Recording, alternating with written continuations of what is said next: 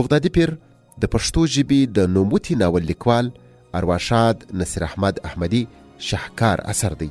پر بلبل اپلیکیشن یې زه احمد شاه پاڅون درته لولم. 4مه برخه.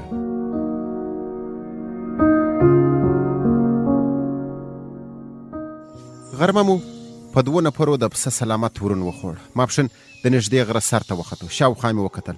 په شنو ونو کې سره غونډۍ نه ښکارېده. پر یوې ړنګې سوي وچې ونې کښېناستو. قدم شاه ته مې وکتل. ومې ویل سبا ته به ډېر مېلمانه ولرو. قدم شاه په حیرانۍ را وکتل. ومې خندل. کوچیان دي د چا مور په سترګو نه ویني، د بل میږه شیدې نه کوي، د یوه په رمه لیوه اموخته دی. قدم شاه وویل نو څه ځواب ورته لرې؟ ومې ویل اسانه ده، بس د خپلو خبرو په پای کې به یو د خوټکی ور اضافه کړم. سهار د کوچیانو سلامت کاروان راغی. چینې ته نږدې 3 اوښې، 4 اسان، 8 خرې او 2 کچرې ودرېدې. د لاوډ سپیکر کراماتو ضرورت نه و. پوهېدم چې نارینه و به په کېږدیو کې د بغدادي پیر کرامات یاد کړي وي. واړه زاړه ښځې او نارینه له قدم شاه سره پورته راوختل. تر نیم ساعت ډېر وخت یوازې زما د لاسونو په ښکلولو تېر سو. ټول کښېناستل. خړې پړې له چاودو ډکې څېرې درلودې. د هر یوه د جامو اصلي رنګونه ډېر وخت او ډېرو اوبه وړي ول. په څېرو کې ویره ښکارېدله. د خپلو کراماتو په اړه مې اوږدې خبرې وکړې. ومې ویله چې په حبشه کې مې د مورزادې ړوند سترګې بنا کړې. په بخارا کې مې یو ګونګی پر خبرو راویست. په کویکاب کې مې په پښو 100 پیرۍ پر پښو ودراوه. کوچیانو توبې ایستې. اوږدې خبرې مې وکړې. یوازې له خپلو کراماتو غږېدم، خو د خبرو په پای کې مې د خوټکی راویست. ومې ویل چې زما دم او تعویض په هغو کسانو تاثیر نه کوي چې بې ایمانه وي. لومړی مې یوه زړه ښځه راوغوښته. ښځې په خواره خوله ویله چې سترګې یې سم کار نه کوي، هر څه تک تور ورته ښکاري. د هغې په سترګو مې ګوتې کښېښودې، شونډې مې وخوځېدې، چوف مې کړل. ښځې سترګې خلاصې کړې. د غار خولې ته یې وکتل. یو دم یې په خوشحالۍ وویل سترګې مې سمې سوې. باور وکړئ د غار په خوله کې مې یو کربوړی ولید. منډه یې واخیسته. په زړه کې راتېره سوه هوښیاره یې، په دې خلکو کې به یو بې ایمانه ښځه څنګه ژوند کوي. ښځې یو ماشوم ته لاس ورکړ. په شکرونو له غاره ووته. بیا یې یو 80 کلن مورزاده شل بوډا په څادر کې راته راوړ. له دم نه وروسته یې ناره کړه. ویې ویله چې پښې ژوندۍ سوې. بوډا د ولاړېدو هڅه وکړه خو بیرته ولوېد. رنګ یې د بې ایمانۍ د ټاپې له ویرې تک سپین واوښت. ومې خندل. دومره ژر هم نه، بس یو څو څاښتونه درته لیکم. 6 میاشتې وروسته به پر خپلو پښو ودرېږې. پوهېدم چې تر 6 میاشتو ډېر ژوند نسي کولی. بوډا یې بیرته په څادر کې لاندې چینې ته یووړ. د عادي ناروغیو علاج اسانه و. سردردي، تبې، جلدي ناروغیو ته مې مختلفې دواوې درلودې. شېبه وروسته یوازې هغه نارینه پاته سول چې خپل مشکلات یې د نورو تر مخې نه سوی ویلی. ټول مې د باندې وایستل. بیا مې یو راوغوښت. لومړی کوچي اولاد خوښت. اول مې په خبرو راویست. بیا مې دم پرې چوف کړ. ورته ومې ویله چې په غېږ کې دې یو ګلالی ماشوم وینم. تورې غټې سترګې لري، له خندا شین دی. د کوچي رنګ تازه سو، خو دوهمې خبرې یې د هغه پر خړو شونډو غځېدلې مسکا بیرته سره ورټوله کړه. خو مې پکې راویست. ومې ویل خو یو شرط لري، په رڼا ورځ به په کېږدۍ کې له خپلې ښځې سره پرېوځي. کوچي ولاړ سو. ټنډه یې تروه وه. پوهېدم چې له ذهني کشمکش سره مخامخ دی. له یوازنۍ یوې کېږدۍ څخه د پلار، مور، رونو، خویندو ورېرو ایستل او بیا په رڼا ورځ له خپلې ښځې سره پرېوتل بنده یې بوله. بیا د 8 لوڼو پلار راته کښېناست. یو دم یې وژړل. بس له بغدادي پیره یو زوی غوښت. لنډه مې ور یاده کړه چې یو نه غبرګ زامن دې په نصیب دي. خو 2 کاله وروسته چا سپینوله. ما په دې غره کې دومره ډېر وخت نه تېراوه. کوچي شکرونه وایستل. بل کوچي ته وار ورغی. په رمه یې لیوه اموخته و. لنډه مې وپوهاوه چې ړندکی پیری به لیوه پوه کړي. خدای دې هم یو غټ خدړ سپی ورسره وساتي. پوره 3 شپه روزه به خپلې سترګې له تړلو پرته پټې نیسي. بیا یو هډور خیرن ځوان راته کښېناست. تر ډېره یې خبرې نه کولې. یوازې ځمکې ته یې کتل. مجبور مې کړ. نوم یې عطا ګل و. په شرمېدلې غږ یې راته وویله چې پر یوې ځایي یا کلیوالي نجلۍ مین دی. په خندا مې ورته ویله چې یاري په پټه نه کېږي. د بغدادي پیر کرامات به هله ورسېږي چې نجلۍ ته سپینه خبره وکړې. بس نجلۍ به له تا پرته بل نارینه ورور وګڼي. نور کسان راغلل. هر یوه ته به مې 100 په 100 کې ډاډ ورکاوه. خو یو داسې شرط به مې هم ورسره تړه چې پوره کول یې له وسه وتلې خبره وه. خو په دې کې مې ځینې ساده شرطونه هم ور یاد کړل. د کلي له ګودره د اوبو څښل، په کلیوال ملا پسې 3 ورځې 5 وخته لمونځ کول، د کلي د خان یا ملک له کوره توده ډوډۍ راوړل. په هر شرط کې مې ځکه کله یادوه چې دا کوچیان به کلیوالو ته تلل او هلته به ضرور د بغدادي پیر کرامات یادول. دمونه او کرامات تر مازدیګره تودول. کله چې کوچیان ولاړل نو د چینې تر څنګ د شکرانې 3 سیرلي 8 تکې تورې چرګې په دسمال کې تړلې هګۍ او یو پسه پاتې سول. بس قدم شاته خدای ورکړه، بېګا ته یې د یوې چاغې چرګې اور ته ونیولې. سهار یې په یوازې ځان 5 هګۍ وخوړې. 8 بجې د باندې ووتم، د پسه یوازې یوه پښه پرته وه، سیرلی نه ښکارېدل. قدم شاته مې ورغږ کړه، دواړه په بیړه لاندې راکښته سو. د وینو تر څنګ مو د لیوانو پلونه ولیدل. شاوخوا مې وکتل، هېڅوک نه و. لومړی مو ورون لیرې یووړ، بیا په ورکو سیرلیو پسې وګرځېدو. یو سیرلی مو له ټیټې ونې راکوز کړ، د پاتې دوو درک نه و معلوم.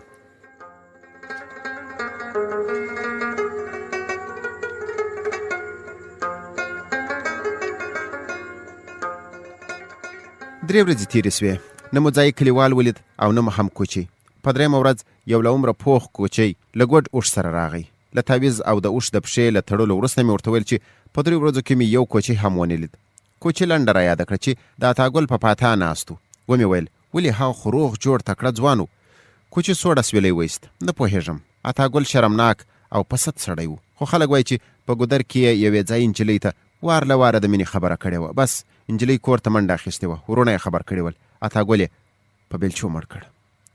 د کوچي له تګ وروسته قدم شاه پر اوږه لاس راکښېښود. په ملنډو یې وویل دې ته وایي د بغدادي پیر کرامت.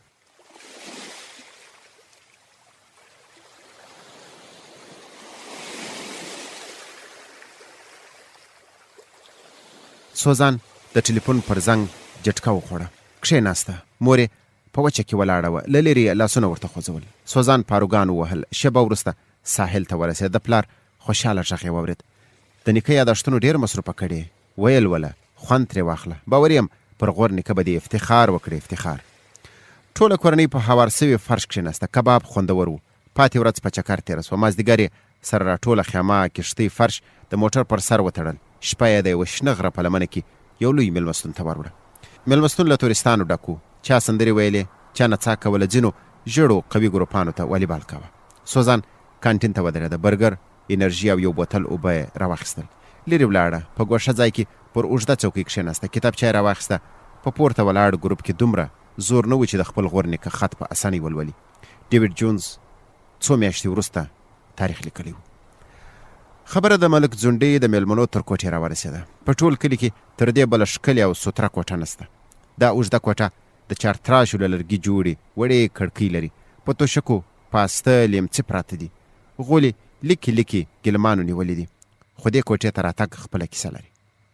غره ته د کوچیانو نور قومونه هم رامات سول. بس خوله به مې له ډېرو چوف کولو ستړې سوه.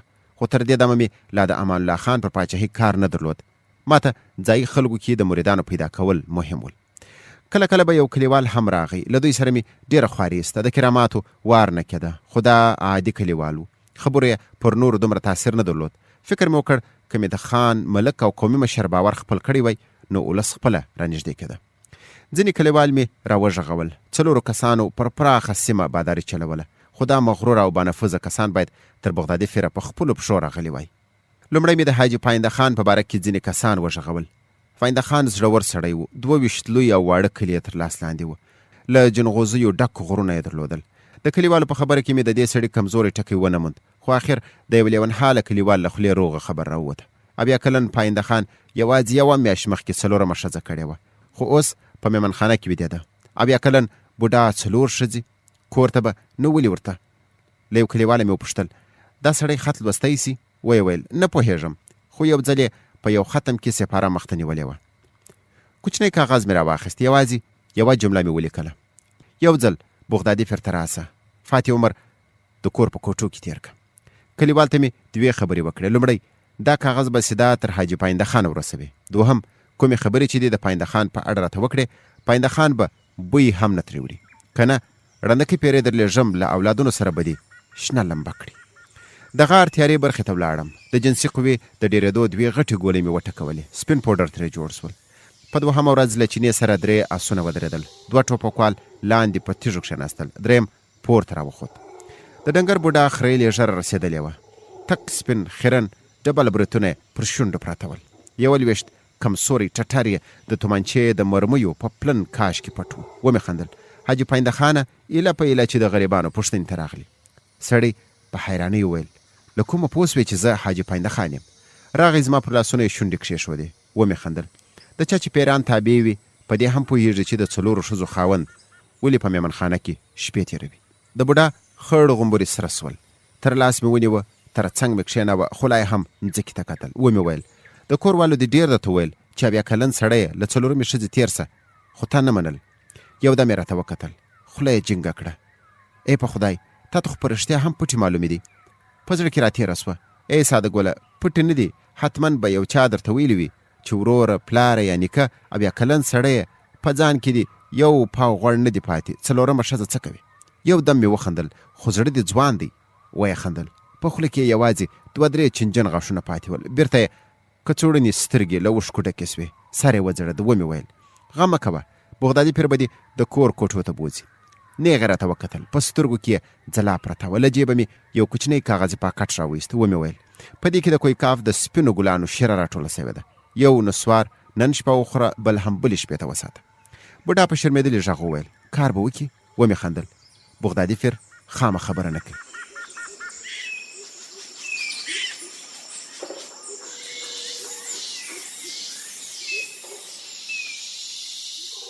بوډا په خوشحالۍ د باندې ووت. ما یې تر 3 ورځو د بیا راتګ تمه نه درلوده، خو بوډا په 2مه شپه بیرته راغی. دا ځل یوازې و، ژره یې پاکه خریلې وه، ډبلو برېتونو ته یې تک تور رنګ ورکړی و.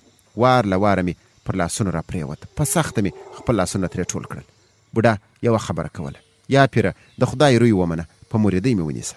ما به نو څه پکې ویل، مرید مې کړ، سترګې یې وځلېدې. بیا یې زما ښي لاس د مچولو لپاره ورکش کړ، مخامخ راته کښېناست. په شرمېدلي غږ یې وویل سپینې شیرې کار وکړه. ومې خندل. د بوډا سر وځړېد، په غږ کې یې له شرم سره لړزه پرته وه. یا پیرګله، له تا نه به څه پټوم، سپینه مامدینه به درته وکم. په یوه شپه له خپلې نوې کډې سره 2 واره پرېوتم. ومې ویل له ما څه پټولی نه سې؟ غلی سوم. یو دم یې راته وکتل، د خواست په ژبه یې ویل خیر دی، قربان دې سم، د سپینو ګلانو یو څه نوره شیره به نه کې راپیدا. ومې ویل اوس څه نسم درته ویلی. د تندې ګونځې یې لا پسې ژورې سوې. مه مې ناامیده کوه، تا ته څه سخته ده؟ ومې ویل خطر لري. یو دم په احساساتو راغی. څه خطر؟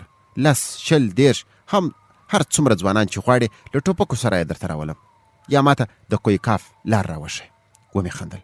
د ټوپکو خبره نه ده، پوهېږې د دې ګلانو پر سیمه کافر پیریان پاچهي کوي. وړه خبره نه ده، کافر پیریان خدای ګمو وینم ځکې ته هم پرېږدي. بوډا چورت یوړ. ومې ویل بله خبره، له 1000 سپینو ګلانو ایله یوه چونډۍ شیره راټولېدای شي. بوډا په خواره خوله ویل ومې ناامیده کوه. ومې ویل خاطر دې ډېر راباندې ګران دی، ړندګي ته به ووایم کیدای شي چې په کوم چل 1-2 چونډۍ سپینه شیره درته راوړي، خو 15 ورځې وخت غواړي. بوډا یو دم وخندل. قبوله مې ده، قبوله مې ده. غلی سو. ویې ویل خو خیر دی، تر 15 ورځې به یې نه ځنډوي. اجازه یې وغوښته د غار تر خولې پورې د شا پر خواته. قربان دې سم، هر څه چې غواړې راته ویې وایه، تر بېګا پورې به یې درته راورسوم. ومې خندل.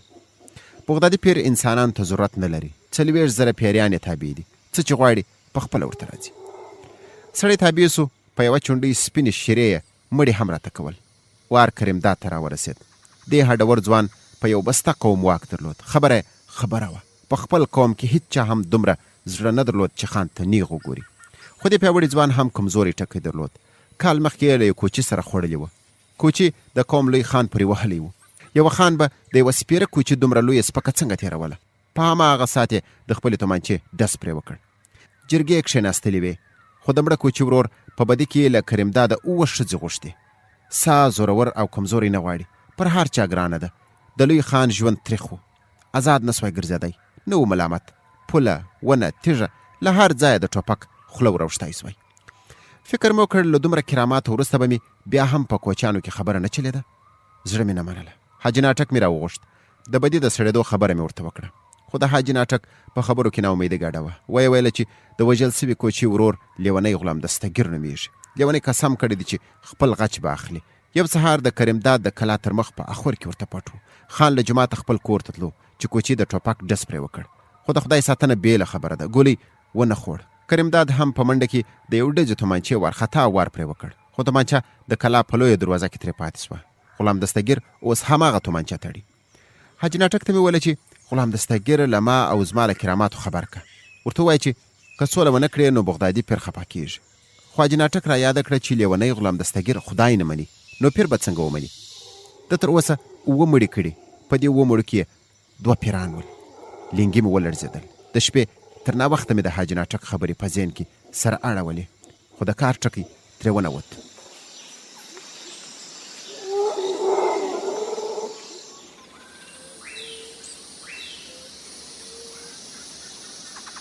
سهار مې قدم شاته د حاجي ناټک خبرې وکړې. له فکر پرته یې راته ویله چې ای ساده، له خانه د وسلې وړل داسې ده لکه ښځه چې ترې بېولې وي. که غواړې چې کریمداد په خپلو پښو درته راسي نو توپنچه یې پیدا کړه. حاجي ناټک مې راوغوښت. د توپنچې خبره مې نه سوی ورته کولی، خو دومره مې ورته ویله چې لیونی غلام دستګیر را پیدا کړه. حاجي ناټک را یاده کړه چې لرې ترې ګرځه. څه یې کوې؟ لیونی غلام دستګیر له پیرانو ښه زړه نه لري.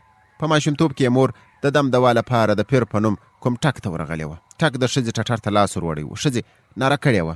هغه وخت لیونی غلام دستګیر ایله د 14 کالو و، تر څو چې کله یې خبرېده د پیر غاړه یې پرې کړې وه. د لیوني غلام دستګیر له هماغې ورځې له پیرانو سره لوېدلې ده. خوند نه ورکوي، هڅې به دې خوابدۍ کړي. خو ما ټینګار کوه د دې لیوني لیدل ضرور و. حاجي ناټک راته وویله چې سمه ده، خو لیونی غلام دستګیر په پاړه چنار کې اوسي. دلته کله کله راځي. زما خبره پر مځکه نه اچوي. که دلته د کوچیانو په هر ټبر کې و پیدا به یې کم او تر دې ځایه به یې خپله درته راولم.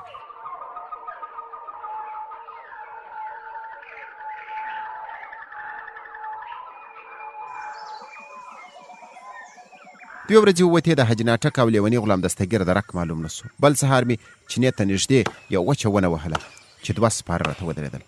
د قدم شاه ټیټ غږ مې واورېد. بچو اوس به څه کوې؟ د کراماتو له ځایه هم لرې یې. غلی سو. ویې ویل ما ته کوچیان ښکاري، په دوی کې خو به کوم یو لیونی غلام دستګیر نه وي. مازې شونډې مې وخوځېدې. نه، لیونی له حاجي ناټک سره راځي. راغلو کسانو خپل اسونه پر ونو پورې وتړل. دواړو له رنګه تورې لمر سوځلې څېرې درلودې. یوه ټوپک او توپنچه دواړه تړلي وو، له بل سره یوازې توپنچه وه. مخکې راغلل ټوپک تړلي سور سترګې له ونې لوړ هډور سړي په ډډ غږ وویل کوم یو پیرګل یاست؟ یو ګام ورمخته سوم. سور سترګې وویل ښه نو دا ټک ته یې چې خلک دې له غریبۍ ایستلي دي. په زړه کې مې خوشحالي منډه واخیسته. دې سړي پیر ته عقیده نه درلوده، نو له لیوني غلام دستګیر پرته به څوک و؟ لږ تر لږه د ده نوم په اخیستلو خو مې یو څه کرامات ښکاره کولی سوی. سور سترګې ته مې وکتل، ومې خندل. غلام دستګیره ډېر په غوسه یې. سور سترګی له خندا شین سو، خو د ده تر څنګ له بدنه د کمزوري سړي ټنډه تروه وه. سور سترګې په خندا کې وویل څه دې ویل؟ غلام دستګیر بېرته یې خپلو تشو ته لاسونه ونیول. دا ځل یې خندا تیرې نارې ته ورته وه. ښه شېبه یې وخندل، بیا یې هماغسې په خندا کې وویل د دې خو پیریان هم تابع دي. بیا یې خندا ته خوله وازه کړه، خو دا ځل یې خندا لنډه وه. ښه نو زما نوم خو دې واخیست، نو زما د ملګري څه نومېږي؟ غلی وم. سړي مخامخ وکتل، ویې ویل هماغه ونه راته راوله. بله خبره یې وکړه، ووایه نن سهار مې څه وخوړل؟ ها، څو وښې لرم؟ پلار تره نیکه مې څه نومېږي؟ ما ته وګوره، د یوه نوم راته واخله. غلی وم. سړي زما تر اوږدې ژرې خپلې ګوتې لاندې کړې. د ځینې په لاندنۍ برخه مې زور راویست. په غوسه یې وویل څه عورته خو نه یې؟ ما ته وګوره. د قدم شاه وېرېدلی غږ مې واورېد، پیر صاحب مه په عذابوه، که نه نو ښه ورځ به ونه وینې. سور سترګې ور وګرځېد. قدم شاه منډه واخیسته، څو ګامه لرې ودرېد. سور سترګې په ملنډو وویل ښه ورځ؟ مخامخ راته ودرېد. ویې ویل زه هسې هم ښه ورځ نه لرم. تر اوسه مې 4 مړي کړي، د خپلې ښځې او کوچنیانو رنګونه رانه هیر دي. نن دا غر سبا ها غر، یوه شېبه هم خپل ژوند ته تمه نه لرم. غلی سو. په ملنډو یې وویل خو ته اوس ړندکۍ پیری راوغواړه، خیر دی، یا چف را باندې وکه، اور را واچوه. غلی سو، مخ یې رانږدې کړ، په سا کې یې د نسوارو بوی ګډو. ورو یې وویل پوهېږې زه تورباز خان یم، غلام دستګیر مې تر څنګ ولاړ دی. لنګي مې ولړزېدل، پر نیمه وهل سوې ونې پورې مې لاس ونیوه. لیوني غلام دستګیر ته مې وکتل، معصومې وړې تکې تورې سترګې درلودې. داسې نه ښکارېده چې تر دې دمه دې د کومې چرګې غاړه هم پرې کړې وي. په لومړي ځل مې د لیوني غلام دستګیر غږ واورېد. له ما سره دې څه کار و؟ تر اوسه له داسې ورو او آرام غږه نه وم وېرېدلی. غلی وم. غلام دستګیر وویل پاړه چنار ته تلم، خو حاجي ناټک مې نه سو خفه کولی. لاره مې کږه کړه، د شپه ورځو مزل راته پاتې دی. خبره لنډه وه. ومې ویل یوازې در سره غږېدی سم؟ د سور سترګې غوسهناک غږ مې واورېد. ملنډې مه وهه، زما او د غلام دستګیر ترمنځ هېڅ هم پټ نه دي، خبره وکړه. خو غلام دستګیر ګامونه واخیستل. ورپسې ورغلم، د یوې څېړۍ سیوري ته ودرېد. پوهېدم چې د سولې خبرو ګټه نه کوله. سل زړونه مې سره وتړل. ومې ویل ستا توپنچه غواړم.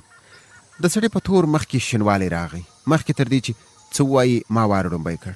ستا تړلی تومانچه یو ډز کوي، خو ته بدیداره یې، پوهېږم هوښیار سړی یې. په داسې توپنچې کې به څه ونه وایه چې 7 ګولۍ خوري. بس یوازې ماشې ته ګوته وروړه. که د دښمن 7 ساوي درلودې نو هغه بېله خبره ده، که نه په روغو پښو نسي درنه تللی. کوچي وچې سترګې راته نیولې وې. ومې ویل یو دوربین هم در کوم، له دې ځایه هغه غره په سر ګوشې ولاړې ونې ته ور واچوه، پاڼې به یې وشمېرې، پیسو ته هم تیار یم، بس غږ کوه. کوچي ویل دا توپنچه ولې دومره در باندې ګرانه ده؟ ومې ویل په بیه کې یې زه څه نه وایم، علت یې ته مه رانه غواړه. یوه شېبه غلی و، بیا یې سر پورته کړ. ته څوک یې؟ ومې ویل پیرې مې ته نه منې، نو اوس داسې فکر وکړه چې له یو عادي سړي سره سودا کوي. دواړه مخکې ولاړو. لیوني غلام دستګیر له چینې سره راته ودرېد. ګریسبنده انګریزي توپنچه، دوربند او څه پیسې مې ورته راوړې. شېبه وروسته مې په 2 کوچیانو پسې تر هغو کتل چې په ګڼو ونو کې ننوتل.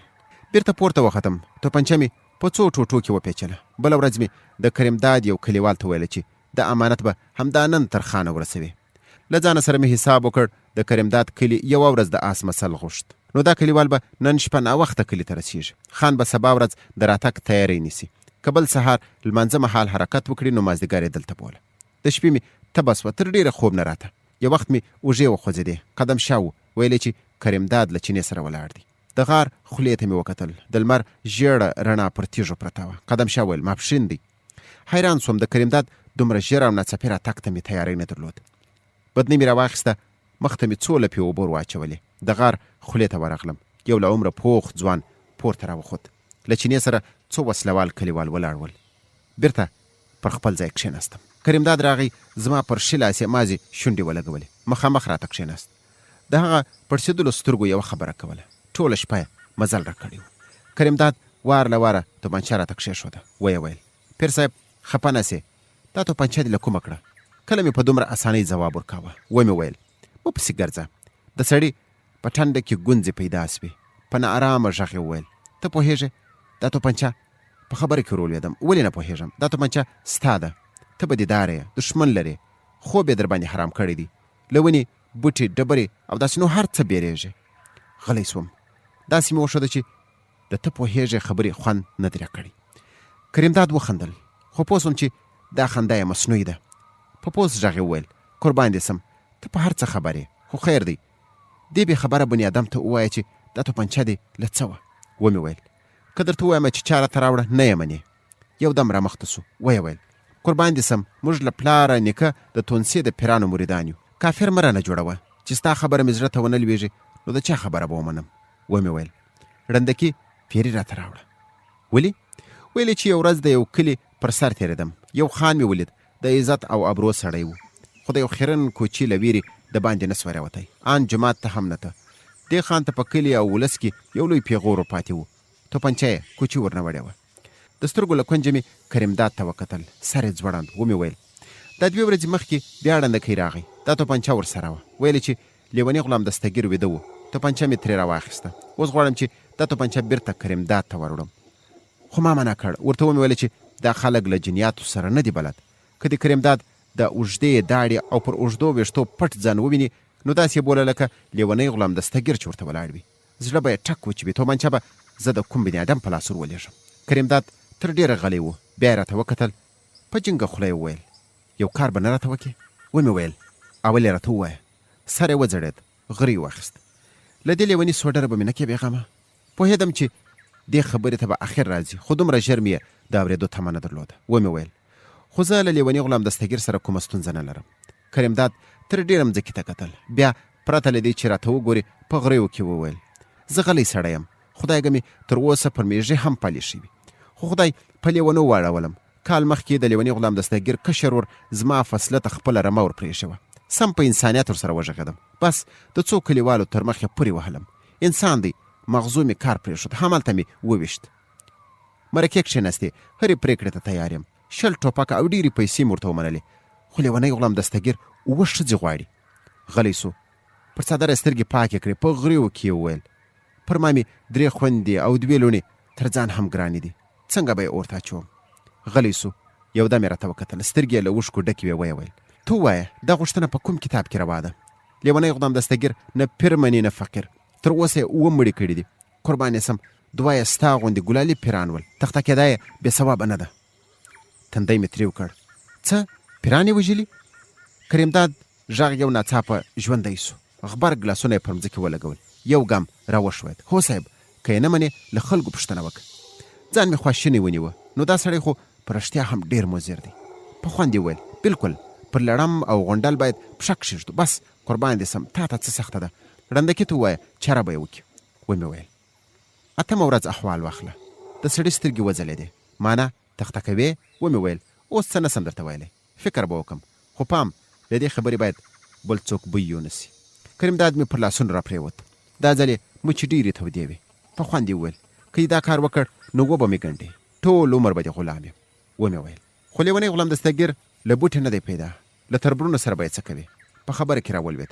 له تربرونو سره یې لوېدلې ده، په کم شي غاړه را سره وړي. بس ته دې سوډر چاره وکړه، له نورو سره سوله اسانه ده. د باندې ووت. شېبه وروسته مې قدم شاه راوغوښت. نیغ مې ورته وویل چې د لیوني غلام دستګیر سر غواړم. د قدم شاه سترګې رډې راوختې. پوه مې کړ چې ځینې هدفونه په اسانه نه ترلاسه کېږي. په سهار مې له حاجي ناټکه د چکر په پلمه یو تیز آس راوغوښت. کوچنی کاغذ مې ولیکه. قدم شاه ته مې ویل چې تر خپله وسه به چټک سي. موږ ته د انګریزانو تر ټولو نږدې قرارګاه د آس 3 ورځې مزل غوښت. دا لویه قرارګاه د ډیورنډ د کرښې پر هاغه غاړه پرته وه. چانسلر د قرارګاه مشر نیلسن ته امر کړی و چې زموږ هره غوښتنه به په پټو سترګو مني.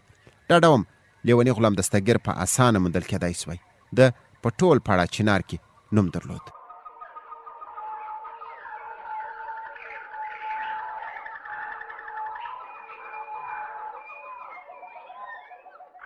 یوازې سوم، خو وخت مې بېکاره نه تېراوه. په خلکو کې 3م بارسوخه کس د شیخ جیلاني په نوم یو لوی دې بوډا یوه لویه مدرسه درلوده. ګڼ طالبان یې روزل، خو د طالبانو مصرف غوښت. ځینو شتمنو مرسته ورسره کوله، خو د شیخ طالبان ډېر ول. کله کله به آن په وچه ډوډۍ کې هم باقي سو.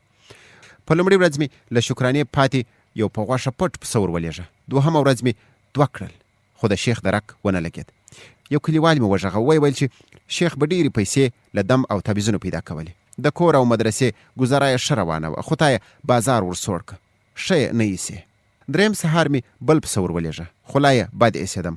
خو هماغه غرمه مې یو اوږد لیک ورته ولیکه. ومې ویل چې 40,000 پیریان مې په واک کې دي، هر څه را رسېږي. نه د شکرانې په پیسو پسې ګرځم او نه هم پسونه، سیرلي، چرګې، هګۍ اهمیت راته لري. که تشریف راوړې نو بغدادي پیر دې له خوارې ورځې ایستلی سي. خط کار وکړ. شیخ پر خره سپور راغی. ستړې مسې توده وه. کښېناست. 1 ساعت یې د علماو د اهمیت په اړه خبرې وکړې. ویې ویل چې که زما او ستا غوندې علما نه وي نو عامیان به کفر او اسلام سره ګډ کړي، هم به له دې دنیا ووځي او هم به آخرت خراب وي. نه به په نکاح پوهېږي او نه به هم د جنازې لمونځ ورمعلوم وي. ان داسې څوک به ونه مومې چې د ماشوم په غوږ کې اذان وکړي. بوډا اوږدې خبرې وکړې. په هره خبره کې به یې لومړی ځان او بیا ما ته ګوته ونیول. ویل به چې دا موږ علما. بوډا ته مې ویل چې هر سهار یو طالب رالیږه. دی به ټوله ورځ د شکرانې پسونه، سیرلي، پیسې ټولوي. مازدیګر به له څارویو او ډک جیب سره در روان وي. بوډا د تګ په وخت کې دعاوې کولې. ویلې چې ستا غوندې علما دې خدای له اور او اوبه وساتي. بل سهار کوچنی طالب راته ودرېد. تر مازدیګره یو پسه، 3 سیرلي، 2 چرګې ټولې کړي. خلک ورو ورو ډېرېدل. د بغدادي پیر د کراماتو اوازه تر لرو ځایونو رسېدلې وه. ان ځینې خلک له وردګو او غزني هم راتلل.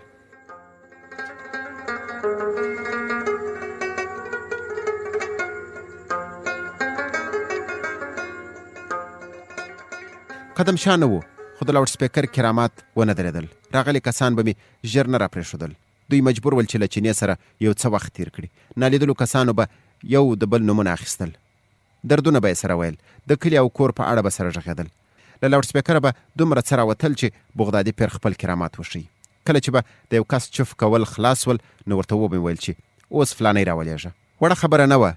که بغدادي پیر کرامات نه درلودی نو د نالیدلو خلکو نومونه او نورې پټې به مې څنګه ورمعلومولی. راغلی کس به مې پښو ته راولوېد.